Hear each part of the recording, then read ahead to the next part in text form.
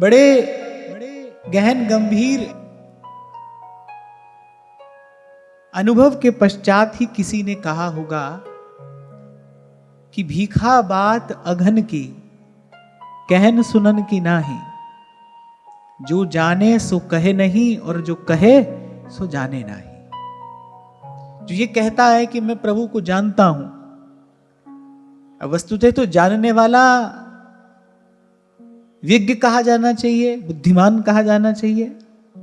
पर जो ये कहता है कि मैं प्रभु को जानता हूं, वो वस्तुतः कुछ नहीं जानता।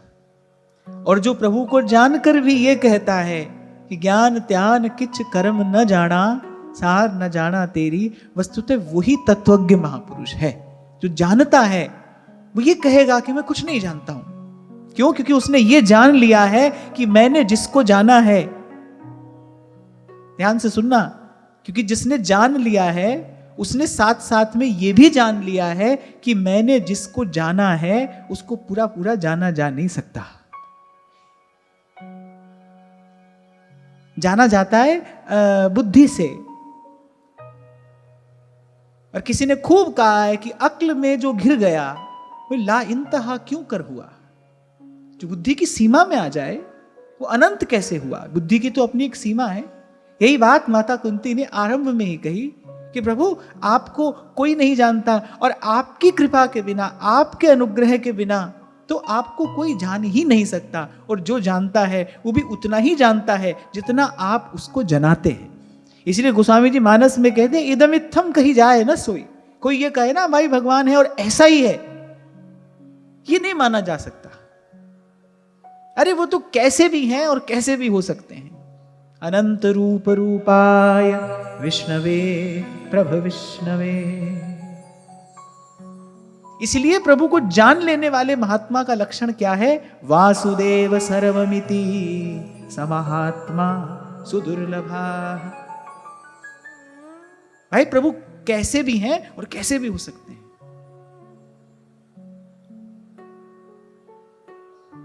जब भगवान के ऐश्वर्य को देखा तो उनको प्रणाम किया, और स्तुति करने से पहले ही माता ये घोषणा कर रही हैं कि मैं अज्ञ नारी भला क्या आपके स्वरूप को जानूंगी। इसलिए मैं जो कह रही हूं वो वस्तुतः आपकी स्तुति नहीं है, वो तो मेरे हृदय का भाव है। बस आपके चरणों में मैं निवेदन करती हूं। कोई ये ना समझे मैं आपकी स्तुति कर रही हूं, क्योंकि स्तुति तो किसी के स्वरूप को जानने के पश्चात हो सकती है। मैं तो आपके स्वरूप को जानते ही नहीं, अपने आप को अज्ञ कह रही है। मैं अबोध नारी कैसे आपको जानूंगी, क्या आपकी स्तुति करूंगी। आप देखो, जिनके पास खींचे चले आए हैं भगवान, उनकी भक्ति कोई साधारण होगी। और स्वयं भगवान सारे संसार को बता रहे हैं, नवमहु एकहु जिनके हुई, नारी पुरुष सचराचर सोई। सोई अतिशय प्रिय भामिनी मोरे, सकल प्रकार भगति दृढ़ तोरे। भगवान खींचे चले आए हैं उनकी भक्ति से, उनकी भावना से आकृष्ट होकर, और सारे संसार को बता रहे हैं कि जो मेरे सन्मुख खड़ी है ना, ये शबरी, इनके हृदय में 9 भक्तियां और परिपूर्ण रूप से विराजमान हैं। और वो शबरी अपना परिचय क्या देती है भगवान को? अधम ते अधम हीन मैं नारी, केहि विधिय स्तुति करऊं तिहारी। केहि विधिय स्तुति करऊं तिहारी। इसलिए कल आपको एक छोटा सा संकेत मैंने किया, नेत्रों में भाव का जल भरा हो, हृदय में भक्ति भावना भरी हो, और दोनों हाथ जुड़े हो। बस इससे सुंदर भगवान की न कोई पूजा है, न कोई अर्चना है, और न कोई स्तुति है। आपके नेत्र सजल हो, आपका हृदय द्रवीभूत हो, और आपके दोनों हाथ जुड़े हो, अंजलि पर मस्तक हो, विनय हो, भक्ति हो। बस इसके अतिरिक्त भगवान की और कोई पूजा नहीं है, और कोई अर्चना नहीं। यही भगवान की श्रेष्ठ पूजा है। भगवान के स्वरूप को जान लेने के बाद तो जीव ऐसा ही करने को बाध्य हो जाता है। जब अर्जुन को विराट स्वरूप का दर्शन कराया ना, अर्जुन को लगा भाई मैं तो केवल खिलौना हूं, ये खेल रहे हैं, मैंने ऐसा ही इतना बोझ अपने सर पर रखा था, ये करूंगा और ये नहीं करूंगा, ऐसा करूंगा तो ऐसा होगा। लेकिन कितने संकल्प विकल्प मेरे भीतर उमड़ रहे थे, प्रभु के स्वरूप का दर्शन हुआ, सब बादल छट गए। उस विराट स्वरूप के आलोक में प्रकाश ने, अर्जुन ने स्वयं को क्या देखा, क्या जाना, अरे मैं तो इनकी लीला का एक खिलौना मात्र हूं, एक निमित्त मात्र हूं। मैं, ये जो चाहेंगे वो करा लेंगे, मेरी इच्छा होगी तो भी करा लेंगे, इच्छा नहीं होगी तो भी करा लेंगे। वो सर्वशक्तिवान है, सर्वसमर्थ है, वो ईश्वर है, वो सर्वतंत्र स्वतंत्र है। आपकी इच्छा होगी वो तो भी करा लेंगे, नहीं होगी तो भी करा लेंगे। आपको एक छोटा सा उदाहरण कभी मैंने दिया था, बहते हुए पानी के सामने एक तिनका आ गया। तिनके ने ये सोचा कि मैं नहीं बहूंगा पानी के साथ, मैं खड़ा हूं इस धारा के सामने। क्या हुआ? टूटकर बिखर गया तिनका। एक तिनके ने ये सोचा कि भाई ये जल की धारा है, बह जाता हूं इसके साथ, ये जहां ले जाएगी वहां चला जाऊंगा। और वो जल की धारा उसको बहाती बहाती समुद्र तक ले गई, उसने उसे अनंत में ले जाकर और मिला दिया। ऐसे ही जिसने भगवत इच्छा के सन्मुख अपना समर्पण कर दिया है, उसको अंत में अनंत की प्राप्ति होती है। यहीं पर आकर तो भक्ति विश्राम पाती है। श्रवणम कीर्तनम विष्णोः स्मरणम पाद सेवनम अर्चनम वंदनम दास्यम सख्यम आत्मनिवेदनम। क्यों हम जीवन का सुख नहीं ले पाते? अनेक अनेक प्रकार के भय, अनेक अनेक प्रकार की चिंताएं हमको दिन रात सताते हैं, न जागते चैन है, न सोते आराम है। क्यों हम जीवन का सुख नहीं ले पाते? क्यों? क्योंकि हम स्वयं कर्ता बने हुए हैं। संत बड़े आनंद में भरकर कहता है, अब सौंप दिया इस जीवन का सब भार तुम्हारे हाथों में है, जीत तुम्हारे हाथों में और हार तुम्हारे हाथों में। अब सौंप दिया इस जीवन का। किंचित भगवान की सत्ता की अनुभूति हो, किंचित प्रतीति हो, जिस पर कल हमने बड़े विस्तार से चर्चा की, थोड़ी सी प्रतीति हो जाए ना, फिर समझ में आ जाता है। भेद थोड़ा है भी और नहीं भी। यार इसी विचार पर अनेक अनेक वैष्णव सिद्धांत खड़े हुए हैं। जीव और ब्रह्म में भेद है भी और भेद नहीं भी है। ईश्वर का अंश होने से चेतन है, अमल है, सहज सुख राशि है। पर भक्त जान गया है भाई एक छोटा सा भेद है, एक छोटा सा भेद है मुझ में और तुम में, मुझ में तुम में बस भेद यही, मैं नर हूं तुम नारायण हो, मैं हूं संसार के हाथों में, संसार तुम्हारे हाथों में। और तुलसी बाबा ने स्पष्ट रूप से कही है ये बात मानस में, परवस जीव स्वबस भगवंता। जीव अनेक एक श्रीकंता, इतना सा भेद तो है। ये भगवान का ही वाक्य है श्री गीता जी में, मवैवांशो जीवलोके जीवभूतः सनातनः। पर यह भी सत्य है, मैं हूं संसार के हाथों में, संसार तुम्हारे हाथों में, अब सौंप दिया इस जीवन का। ये युक्ति कोई सीख लेना तो फिर जीवन में हर घड़ी आनंद ही आनंद है। ये युक्ति कोई सीख ले कि बात समझ में आ जाए कि मैं हूं संसार के हाथों में और संसार तुम्हारे हाथों में। कल यही बात मैंने आपसे कही थी कि जब जीव आत्मनिवेदन करके भगवत कार्य में निमित्त बनने के लिए तत्पर हो जाता है, प्रस्तुत हो जाता है, उसी क्षण उसके जीवन में सुख की, आनंद की वर्षा हो जाती। कोई दुख नहीं रहता, कोई कष्ट नहीं रहता। एक बार आप विचार करो, हमारे जीवन की कितनी शक्ति, हमारे जीवन का कितना समय व्यर्थ के भय और चिंता में नष्ट होता है। बैठा बैठा व्यक्ति क्या करता है? भूतकाल का शोक होता रहता है, अरे क्या हुआ, कैसे हो गया, न होता, ऐसा हो जाता। और वर्तमान में जो हाथ में है, जो हाथ आ गया है, उसकी चिंता ये कि भाई ये कब तक रहेगा, चला ना जाए, ये समाप्त ना हो जाए। आज हाथ में है, अब कल नहीं रहेगा। वस्तु रह जाएगी तो तुम नहीं रहोगे, जीवन नहीं रहेगा। साधन रहेगा तो सुख भोगने वाला नहीं रहेगा, सुख भोगने वाला होगा तो साधन नहीं होगा। सेवक जी महाराज ने यही बात तो कही है कि इसी द्वंद्व में द्यौस खोवत सकल और सोवतन रात नहीं जात जानी। दिन जो है वो पूरा द्वंद्व में बीत गया, रात सोने में बीत गई। रैन गवाई सोय के दिवस गवाया खाए। हीरे जैसा जन्म है कौड़ी बदले जा। उसका कारण एक ही तो है ना। भय चिंता का कारण क्या है? भय चिंता का कारण है कर्तापन। कर्ता होने का जो अभिमान है ना, बस यही सारी भय और चिंता का मूल है। सारे क्लेश का मूल यही है। जब समर्पण हो जाता है प्रभु के चरणों में, फिर जीव निर्भर निश्चिंत हो जाता है।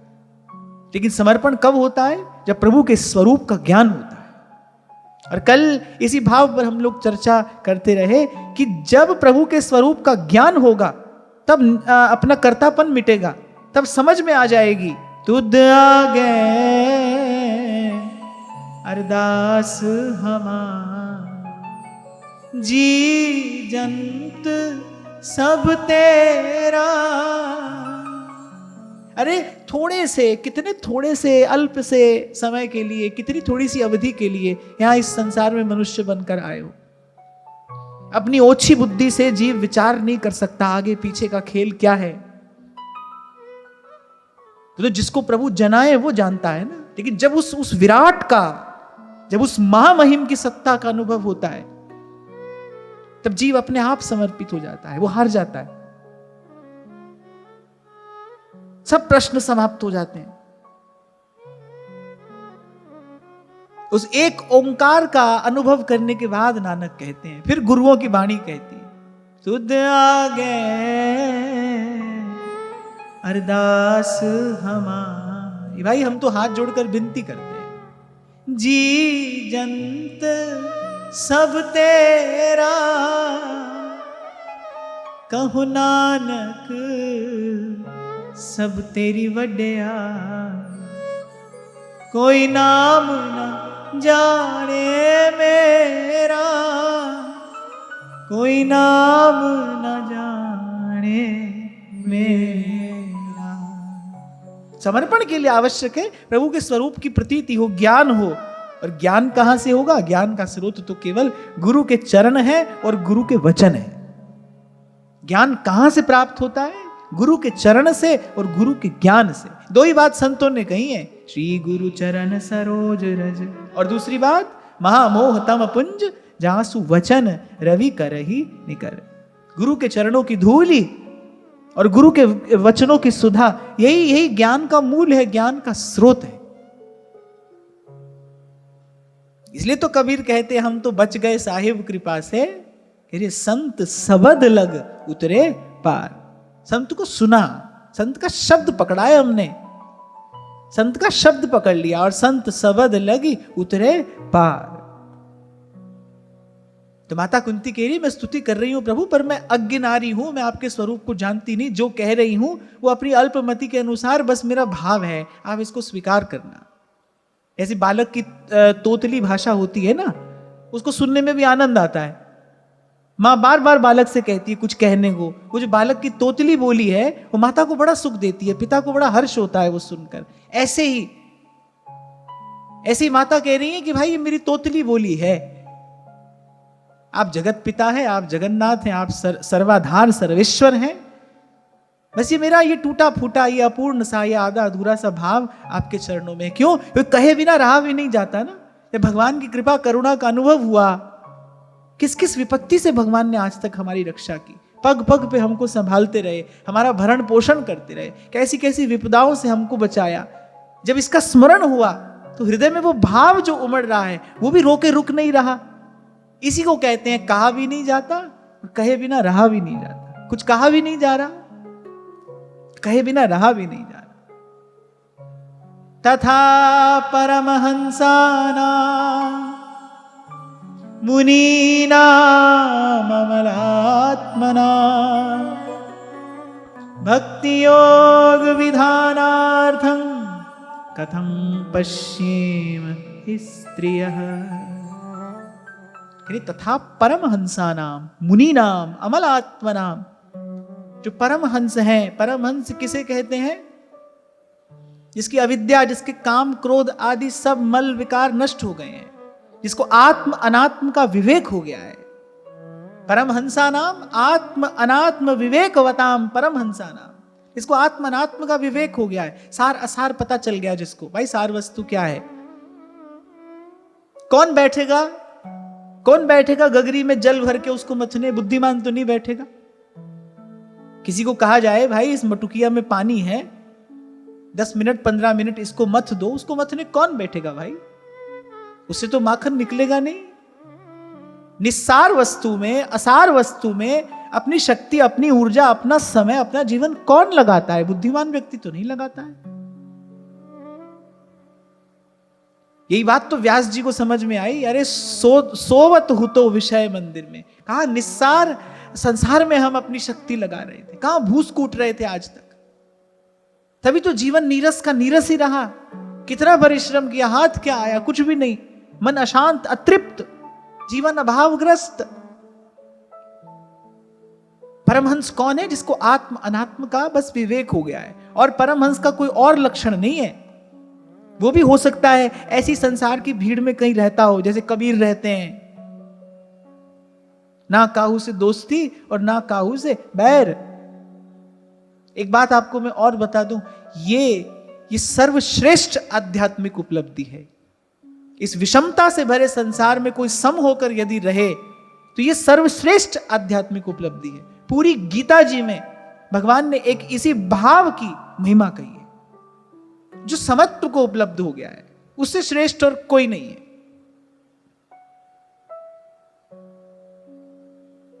जिसके लिए सब भगवत स्वरूप हो गया है। वस्तुतः उसी ने ही सत्य को जाना है। वही सत्य जानता है जो समत्व को उपलब्ध हो गया है। तो कह रहे वो जो परमहंस हैं, जिनको आत्म अनात्म का विवेक प्राप्त हो गया है, जो समत्व को उपलब्ध हो गए हैं, जिनकी अविद्या नष्ट हो गई है, और वो जो मुनिजन हैं जो सतत आपके स्वरूप और स्वभाव का चिंतन मनन करते ही रहते हैं। भजन करना क्या होता है? यही तो है। स्मरण, सेवा। अच्छा, सेवा केवल किसी क्रिया का नाम नहीं है। यदि कोई अपने मन प्राणों से निरंतर भगवत चिंतन कर रहा है तो वो भगवत तत्व का सेवन ही कर रहा है। उसी को कहते हैं भगवत तत्व का सेवन करना। जैसे कभी कभी कहा जाता है ना, औषधि का सेवन करिए, ऐसे ही भगवत तत्व का जो सेवन कर रहा है, जो नित्य निरंतर चिंतन परायण है, जो भाव से प्रभु के नाम रूप लीला अमृत का पान कर रहा है, जो सतत भगवत तत्व का सेवन कर रहा है, ऐसे मुनिजन।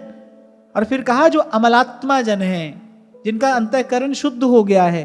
बोले आप तो उनके हृदय में अपनी भक्ति भावना बढ़ाने के लिए, उनके भक्ति भाव को पोषण करने के लिए लीला करते हैं। अन्यथा आपकी लीला के रहस्य को कौन जान सकता है?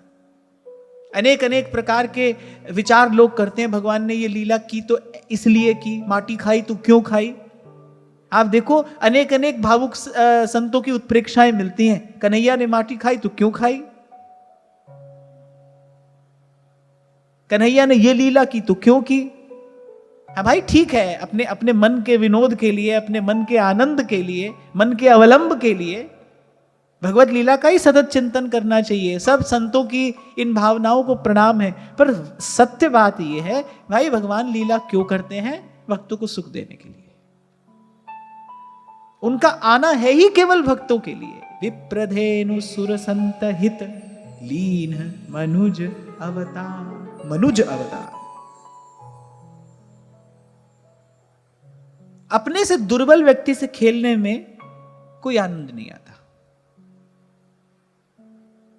अपने से दुर्बल हो, अज्ञ हो, उसके साथ खेलने में कोई आनंद नहीं है। अब जीव तो भगवान जैसा हो नहीं सकता, मनुष्य तो भगवान जैसा नहीं हो सकता, तो फिर भगवान लीन मनुज अवतार, भगवान आ जाते हैं हमारे जैसे होकर, हमारे साथ खेलने के लिए हमारे जैसे होकर आ जाते हैं। आप देखो श्रीनाथ जी के सखा कैसी कैसी लीला करते हैं। गोविंद स्वामी श्री गोसाई जी को कहते हैं कि इसका थाल जाने से पहले मेरा थाल आना चाहिए। अभी बात सुनकर मंदिर के जो अन्य वैष्णव थे उनको तो बड़ा ही कष्ट हुआ, ये कैसी बात कर रहा है, ठाकुर जी को भोग निवेदन करने से पहले ये अमनिया मांग रहा है। एक वैष्णव के लिए अमनिया वस्तु पाना कितना बड़ा अपराध है। सेवक जी महाराज भी कह रहे हैं, ध्रुवदास जी तो कहते हैं जल हूं भूल ना पीजिए बिन लीने निज नाम। सेवक जी महाराज ने काचे धर्मी प्रकरण में बात कही है, जाए अनर्पित जाए गटक्कत। अमनिया वस्तु खाना कितना बड़ा अपराध है। और गोविंद स्वामी कह रहे हैं गोसाई जी से, कह रही इसका थाल जाए, साथ साथ में हमारा थाल भी आ जाए। अब वैष्णव को तो ये बात बिल्कुल भी अच्छी नहीं लगी। वो कहने लगे, गोसाई जी को ही कहने लगे, बोले आपने इसको बिल्कुल माथे पर बैठा लिया है, कैसी बात कर रहा है। पर गोसाई जी गोविंद स्वामी जी के हृदय की गति जानते हैं। उन्होंने प्यार से पूछा, क्यों रे गोविंदा, तो ऐसी अटपटी बात क्यों करता है, ठाकुर जी को भोग देने से पहले तुझे थाल दिया जाए। तो गोविंद स्वामी कहने लगे, ये तो खा पी कर निकल जाता है, ये तो खा पी कर वन में निकल जाता है। बोले उसके पीछे पीछे हम यहां प्रतीक्षा करते हैं, कब प्रसाद मिले, कब हम पाएं और कब इसके पीछे पीछे जाएं। फिर वन में ही हमको मिलता नहीं, फिर हमारा खेल अधूरा रह जाता है। ऐसी निर्मल निश्चल भावना जब गोसाई जी ने सुनी ना, नेत्र उनके सजल हो गए। उन्होंने कहा, मैं अपने लिए नहीं मांगता हूं। फिर ये आगे आगे निकल जाता है, हम पीछे रह जाते हैं, फिर वन में हमारा मिलना नहीं होता। ये बड़ा चंचल है, कब कौन सी कुंज में निकल जाए, कहां खोजें। और बोले जब हमारा खेल आरंभ होता है, आप यहां मंदिर में आरती का टकोरा बजा देते हो। बोले बिना ही खेले हमको दौड़कर लौट कर आना पड़ता है। बोले इसमें इनको भी सुख नहीं होता, इनको भी आनंद नहीं होता। ये तो आए ही है हमारे साथ खेलने के लिए। बोले भोग राग तो सब ठीक है, तो सब होता रहे, पर आए क्यों हैं। बोले आए तो हमारे साथ खेलने के लिए हैं, इनको तो हमारे साथ वन की कुंज कुंज में डोलना अच्छा लगता है, वन की कुंज कुंज में खेलना अच्छा लगता है, वो खेल रह जाता है। और कहते हैं गोसाई जी ने व्यवस्था कर दी, ठाकुर जी के लिए एक थाल जाता था, गोविंद स्वामी जी के लिए दूसरा थाल। और फिर जब खेल में लगे हैं तो ठाकुर जी को एक घोड़ा बनाकर बैठे ठाकुर जी की पीठ पर, कह और रहे, बोले खेलन में को काको गुसैया, खेलने में कौन किसका स्वामी है, तुम जगत के स्वामी होगे तो होगे, अब तो हमारे साथ खेलने आए हो, खेल तो बराबरी से होता है, बराबर वालों में होता है। तो ये विचार करके लीन मनुज अवतार, इसीलिए सब संतों ने एक बात कही, भाई भगवान कृपा साध्य, अपनी कृपा से जिसके सामने आते हैं, अपनी कृपा से जिसके सन्मुख प्रभु अपने स्वरूप का प्रकाश करते हैं, वही उनको जानता है, वही उनको समझता है। नहीं तो दादू बकता बहुत हैं, सभी तो बोल रहे हैं, पर मत काढ़े ते। और यही बात माता ने कही, बोले कोई नहीं जानता है, ये जो आपने ये मनुष्यवत ये जो लीला की है, इसका रहस्य कौन जानता है, कोई नहीं जानता। और माता ने कहा कि मैं एक अज्ञ स्त्री, मैं तो जान ही कैसे सकती हूं। मुझे तो बस इतनी ही बात समझ में आई कि आप आपके भक्तों के सुख के लिए करते हैं जो करते हैं। आपकी प्रत्येक लीला के मूल में बस एक ही कारण है, आपके भक्तों का सुख, आपके भक्तों का आनंद, और ये भगवान का व्रत है। इसीलिए भगवान ने सूरदास जी से कहलवाया कि सुनाओ सारे संसार को, हम भक्तन के भक्त हमारे, हम भक्तन के भक्त हमारे। और सूरदास जी की लेखनी है, पर आज्ञा तो ठाकुर जी की है। कह रहे सुन अर्जुन प्रतिज्ञा मेरी, यह व्रत टरत न टारे, हम भक्तन के भक्त हमारे। फिर भगवान के भक्त भी ऐसे ही हैं, भगवान के भक्त भी ऐसे ही हैं। रसिक दे कोटि मुक्ति पग पे, जय जय जय श्री वृंदावन। और ठाकुर जी के मन में एक बात का संकोच और रहता है, मैं आपको बताऊं। प्रभु को सदा ये लगता है कि भाई जैसे मेरा भक्त मेरा भजन कर रहा है ना अनन्य भाव से, ऐसे मैं इसका भजन नहीं कर पाता हूं। ठाकुर जी को ये लगता है भाई हमें तो अनेक अनेक भक्तों की संभाल करनी पड़ती है। हमारे भक्त के लिए तो केवल मैं हूं, मेरे लिए अनेक अनेक भक्त हैं। तो मेरा भक्त जिस तीव्रता से, जिस गहनता से, जिस संपूर्णता से, जिस अनन्यता से मेरा भजन करता है, ठाकुर जी कहा भाई ऐसा हम नहीं कर पाते। इसीलिए कहते हैं हो भक्तन को दास। इसीलिए कह रहे भाई ये स्वामी हम सेवक हैं, इनके ऋण से हम ऋण नहीं हो सकते, इनके जैसा भजन हम नहीं कर सकते। और वहां भक्त क्या कह रहे हैं? स्वामी मोहे न बिसारियो, लाख लोग मिल जा, हमसे तुमको बहुत है, तुम सा हमको ना, तुम सा हमको ना।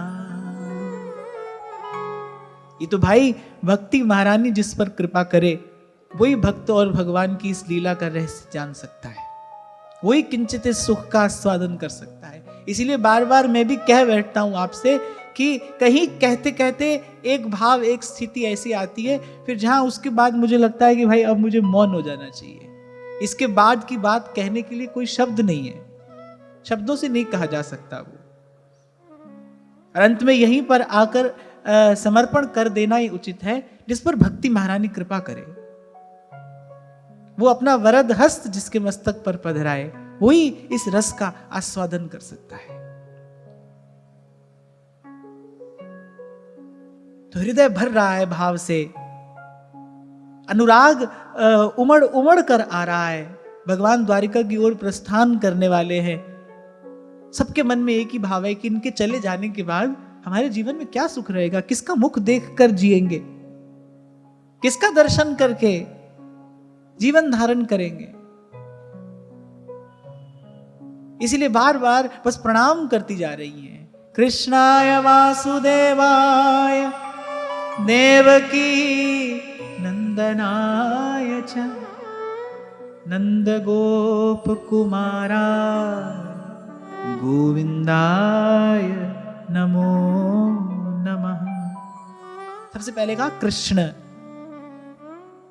भगवान का ये नाम तो सब भक्तों को प्राणाधिक प्रिय है, कृष्ण, क्योंकि कहते हैं एक आप ही तो हैं, एक आप ही तो हैं जो माया में लुभाए जीव को अपनी ओर खींचते हैं, अपनी ओर आकर्षित करते हैं।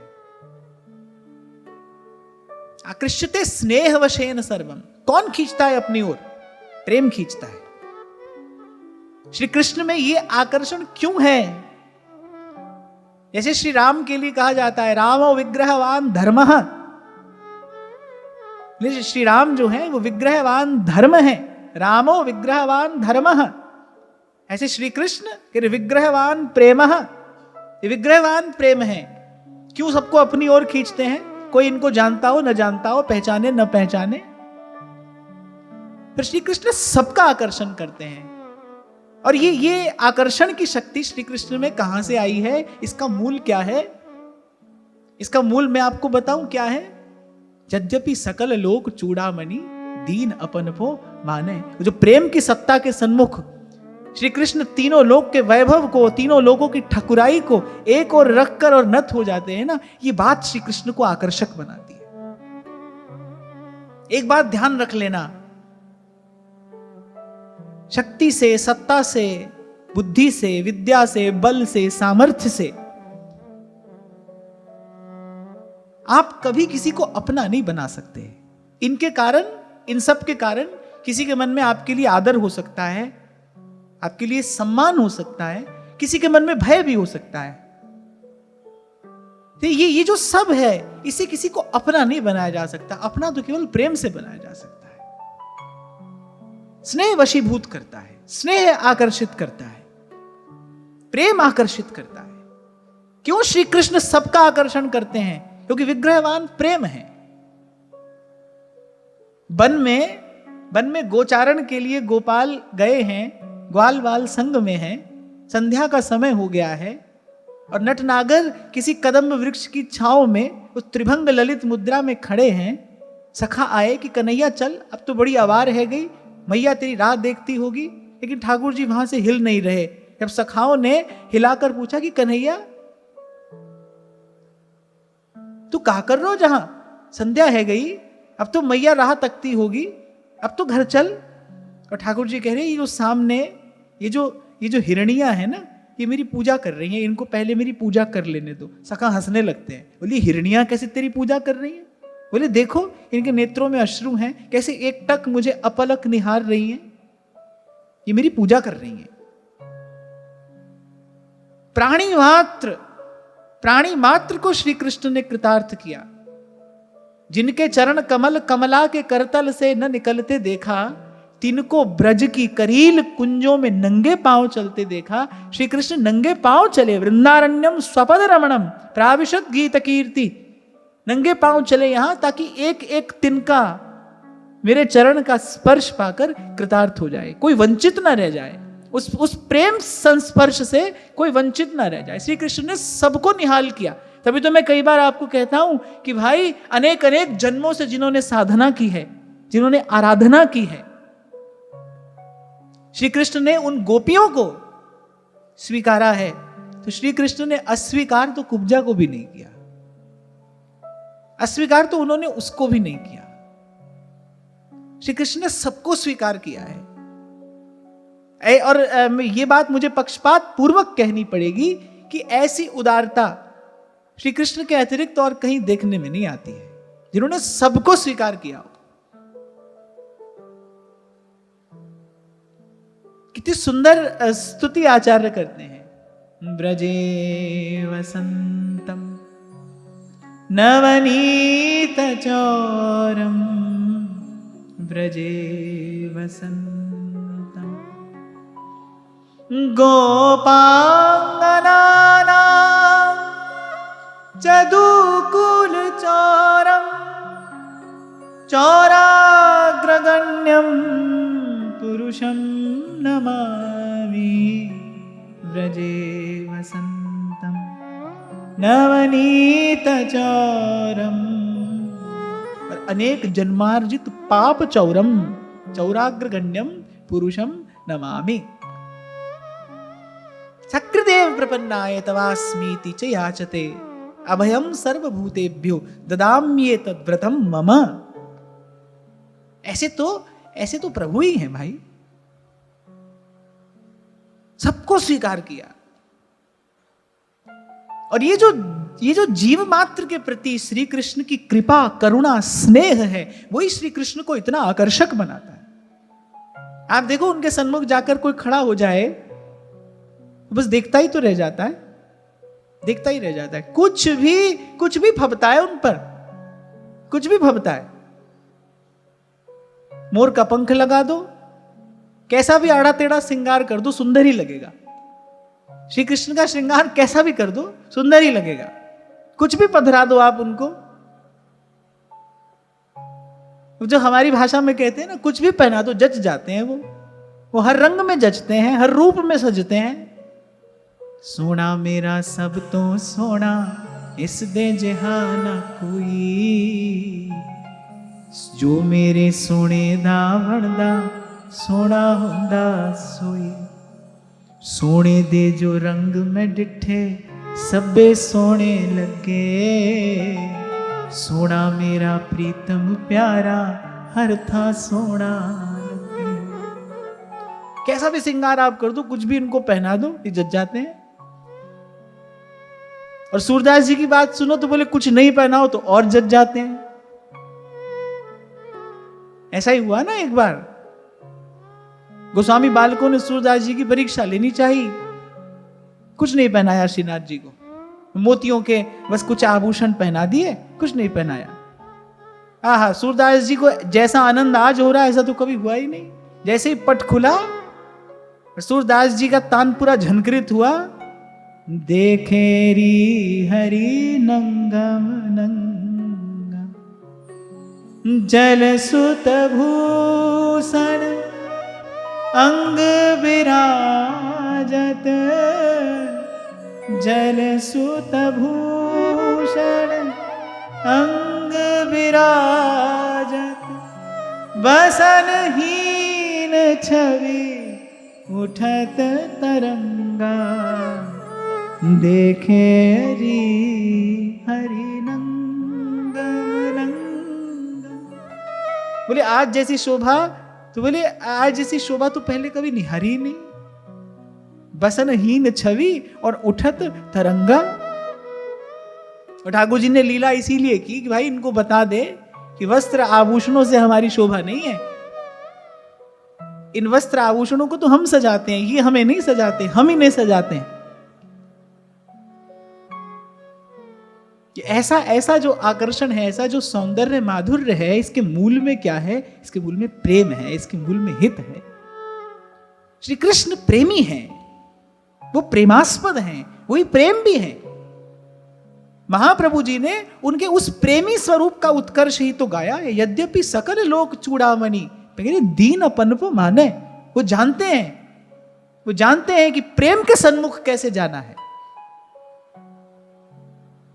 दीन अपन को माने। मनुष्य ये नहीं कर सकता, मनुष्य अपना अभिमान नहीं छोड़ सकता। कहीं ना कहीं वो आड़े आता है, कहीं ना कहीं उसका वो सूक्ष्म अभिमान अहंकार आता है। और जैसे एक बूंद खटास बहुत सारा दूध बिगाड़ देती है ना, ऐसे ही वो थोड़ा सा अभिमान हो गए ना। श्री कृष्ण रास लीला के आरंभ में ही छिप जाना पड़ा। कहीं ना कहीं कुछ ऐसी किरकिरी आ गई। ठाकुर जी ने कहा भाई पहले इसको भी हटाओ। तभी सूरदास जी कहते हैं भाई प्रीत की रीत को पैंडो न्यारो और कह जाने वृषभानु नंदिनी और कह जाने यह कान्हर कारो। ये जानते हैं भाई।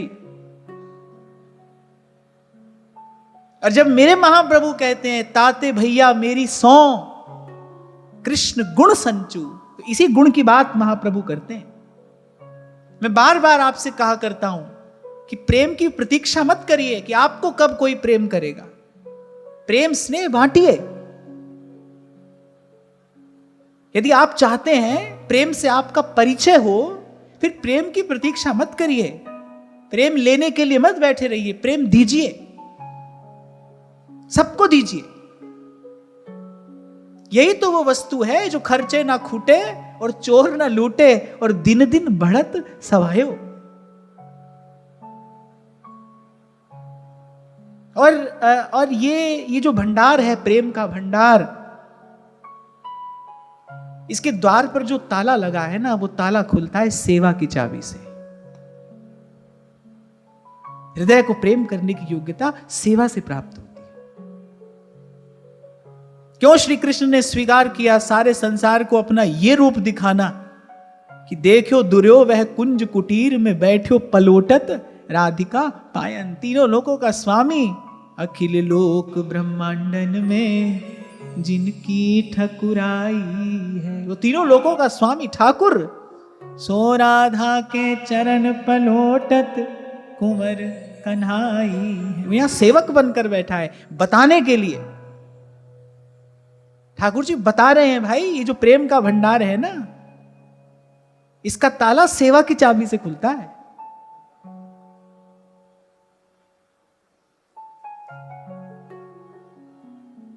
तो कब आपको कोई आकर प्रेम देगा, कब आपको कोई आकर सम्मान देगा, इस प्रतीक्षा में मत बैठे रहिए। प्रेम और सम्मान तो दीजिए। एक एक को सम्मान देते हैं प्रभु, एक दरबार दीन को आदर। एक एक का सम्मान करते हैं प्रभु, एक एक को प्रेम देते हैं प्रभु। और यही कारण है जड़ चेतन कोई भी हो श्री कृष्ण की ओर आकर्षित होता है, दौड़ा चला जाता है वो श्री कृष्ण के पास। खड़े रह जाते हो आप घंटों राधा वल्लभ कुंज बिहारी के सन्मुख। आत्मा को कोई सुख तो मिलता है ना भाई, क्यों आते हो बार बार? कि बताओ कितनी भीड़ है, कितना धक्का मुक्का, सब सहकर झेल कर खड़े रहते हो वहां प्रभु के सन्मुख। कोई सुख है ना, कोई आत्मा कोई सुख पाती है ना, वो जो श्री कृष्ण आकर्षण करते हैं ना। और पहला संबोधन माता कुंती ने यही दिया, कृष्णाय वासुदेवाय। आप कृष्ण हैं, आकर्षण करते हैं। और आकृष्यते स्नेह वशेन सर्वम, स्नेह से सबका आकर्षण करते हैं, प्रेम से। मुझे बार बार स्मरण आती है वो बात जब अंगराज कर्ण ने कहा था, बोले अरे इस अर्जुन के सब दिव्यास्त्रों का उत्तर मैं दे सकता हूं, ये मुझसे कभी कभी जीत नहीं सकता, ये मुझे कभी पराजित नहीं कर सकता। और ये बात सत्य है, ये बात सत्य है कि अर्जुन गांडीव हाथ में लेकर कभी अंगराज को पराजित नहीं कर सकते थे। अगर अंगराज कर्ण अर्जुन से अधिक नहीं थे तो कम भी नहीं थे, अगर वो अधिक नहीं थे तो फिर कम भी नहीं थे। पर अंगराज कहते हैं जब ये सारथी के स्थान पर बैठे द्वारिकाधीश जब ये मंद मंद मुस्कुरा देते हैं, फिर मैं सारी विद्या भूल जाता हूं मैं, फिर मुझे ये भी भान नहीं रहता कि इस अस्त्र का उत्तर मुझे किस अस्त्र से देना है। मैं वीर हूं, मैं योद्धा हूं, मैं क्षत्रिय हूं, यह भी तो एक प्रकार का अभिमान है ना। और प्रभु के सन्मुख श्री कृष्ण के ऐश्वर्य के सन्मुख जिसका अभिमान न समाप्त हो, श्री कृष्ण के माधुर्य के सन्मुख तो हो ही जाता है। जब वो अपनी मधुरता की झांकी कराते हैं ना, जब वो अपना माधुर्य बिखेरते हैं, अधरम मधुरम वदनम मधुरम नयनम मधुरम हसितम मधुरम, यही तो करते हैं। हासो जनोन्मादकारी च माया, छीन ले हंस के सबका ये मन, सखी मेरो राधा। देखो जीव मन देने से घबराता है, वो मन नहीं देता। जीव मन देने से घबराता है, मन गया तो सब गया। आप सोचो किसी के पास मन ही ना हो, ना कोई संकल्प है, ना कोई विकल्प, ना कोई विचार, कुछ भी तो नहीं है। फिर समाधि कहते किसको है? जहां मन न रहे, वही तो समाधि की स्थिति होती है, जहां मन नहीं है। समाधि, ना कोई संकल्प है, ना कोई विकल्प है, कोई विचार नहीं, कुछ नहीं। तो ठाकुर जी कृपा करके छीन लेते हैं मन। हाँ, लेकिन एक बात है, जब श्री कृष्ण मन छीनते हैं, जब श्री कृष्ण मन छीनते हैं तो एक कवि अपने काव्य में एक पंक्ति लिखते हैं, मुझे याद रह गई वो पंक्ति जब मैंने उनका वो काव्य पढ़ा, छोटा सा लघु काव्य। वो कहते हैं कि मैं जिसे अपने आप से भरना चाहता हूं, उसे मैं पहले सब प्रकार से रीता कर देता हूं, खाली कर देता हूं, और फिर उसे अपने आप से भर देता हूं। छीन लेते हैं मन, खाली कर देते हैं उसे सब ओर से, और फिर अपने आप से भर देते हैं। तो जो बलात् हठात खींच ले आपको अपनी ओर। एक बात आपको मैं और कहूं, ये जो आप मैं यहां तक आए हैं ना, ये कृष्ण का आकर्षण ही है, और कृष्ण का आकर्षण ही कृष्ण की कृपा है। कृष्ण की कृपा और क्या है? कृष्ण आकर्षण कर ले, खींच ले आपको। वो जो आप माया के खेल में लगे हो, जन्म जन्म से जो खेल रहे हो खेल, आप हार और जीत का, जन्म और मरण का, उससे आपको खींच ले अपनी ओर। यही तो कृष्ण की कृपा है, यही कृष्ण की करुणा है। और एक और बात बताऊं, यही कृष्ण की विशेषता भी है, जिसका दर्शन आपको अन्यत्र नहीं होगा। भगवान वेदव्यास ने श्रीमद् भागवत में भगवान के सब अवतारों का कीर्तन किया है।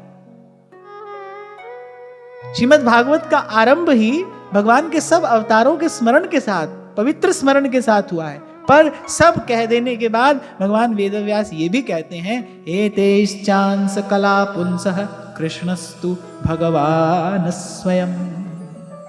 आइए, भगवान है ये विशेष है। क्यों? बोले इनमें कुछ ऐसा है जो अन्यत्र देखने को नहीं मिलेगा। वो क्या है? ये खींच लेते हैं अपनी ओर। भला हठात किसी के मन को अपना कर लेंगे। शठेन केनापि वयम हठेन दासी कृता गोप वधु विटेन।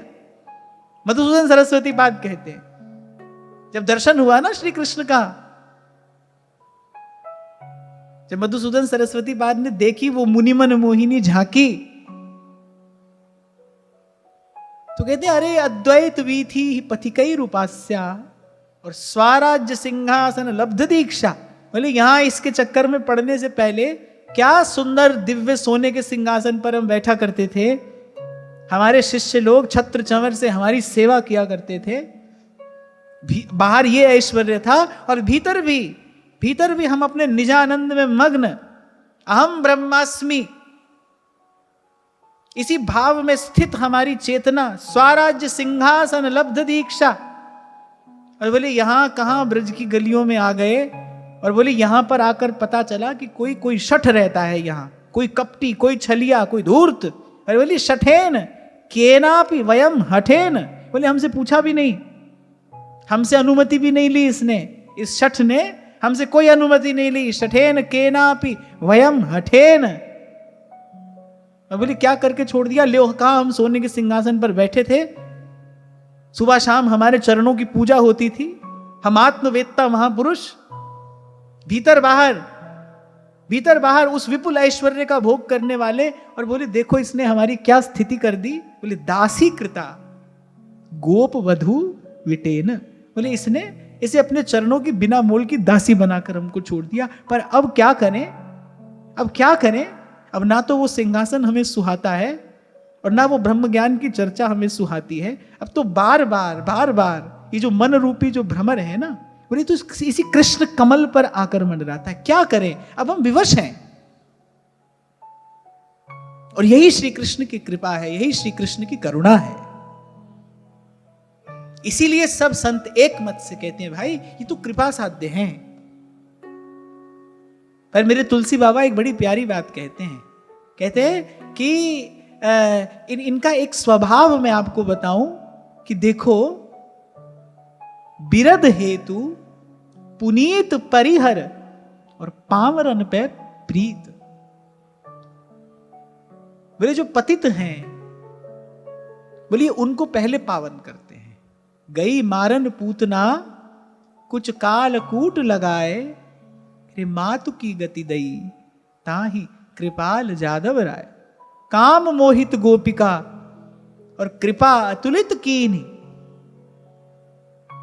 और जगत पिता बिरंच जिनके चरण की रज लीनी। श्री कृष्ण ने गोपांगनाओं को किस स्थान पर ले जाकर बैठाया कि उद्धव ब्रह्मादिक उन गोपियों के चरण रज की वांछा करते हैं, याचना करते हैं।